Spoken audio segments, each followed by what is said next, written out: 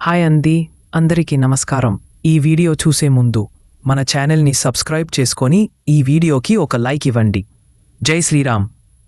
2025 July 25 శుక్రవారం నాడు శ్రావణ మాసం ప్రారంభమవుతుంది. తెలుగు పంచాంగం ప్రకారం ఇది శ్రావణ మాసంలో మొదటి శుక్రవారం, అతి శుభదినం. గౌరీదేవి మరియు శ్రీ మహాలక్ష్మీదేవికి పూజ చేయడం వల్ల అనేక శుభ ఫలితాలు కలుగుతాయి. ఈరోజు స్త్రీలు పూజలు చేస్తే కుటుంబానికి ఐశ్వర్యం, శాంతి, దంపతులకు అనురాగం కలుగుతాయి. అయితే ఈరోజు సూర్యోదయానికి ముందే లేచి ఇల్లంతా శుభ్రం చేసుకొని తలంటు స్నానమాచరించాలి. గడపలకి పసుపు, కుంకుమ బొట్లు పెట్టుకోవాలి. గుమ్మ ముందు ముగ్గులతో అలంకరించుకోవాలి. గుమ్మాలకి మామిడి తోరణాలు కట్టుకోవాలి. పూజగదిని శుభ్రంగా చేయాలి.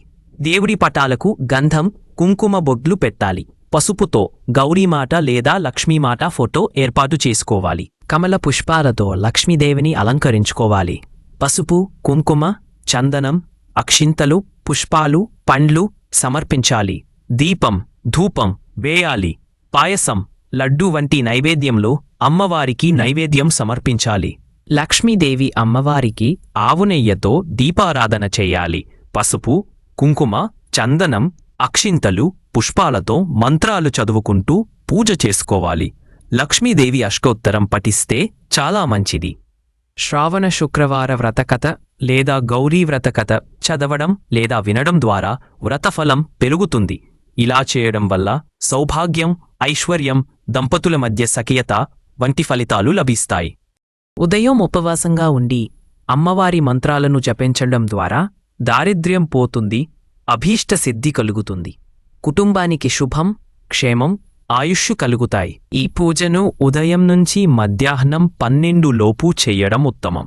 శ్రద్ధగా, శుభచింతనలతో పూజ చేయడం ముఖ్యమైనది. పూజ తర్వాత పొరుగువారికి, మహిళలకు తాంబూలం ఇవ్వడం సాంప్రదాయం. ఇది మహాలక్ష్మి అనుగ్రహానికి సంకేతం. సాయంత్రం తులసి కోట వద్ద నెయ్యి దీపం వెలిగించి తులసి మొక్కకి జలాభిషేకం చేయండి. ఓం శ్రీ తులసై నమః అని జపించండి. ఇలా చేయడం వలన పాప విమోచనం. ఇంట్లో శుభశక్తులు నెలకొంటాయి. ఇంట్లో పిల్లలతో కలిసి శుభ వాతావరణం సృష్టించండి.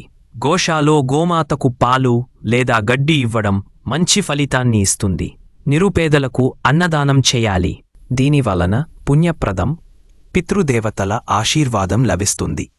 శ్రావణ శుక్రవారాలలో లక్ష్మీదేవిని పూజించడం వల్ల ధనం, శాంతి, ఐశ్వర్యం కలుగుతాయి.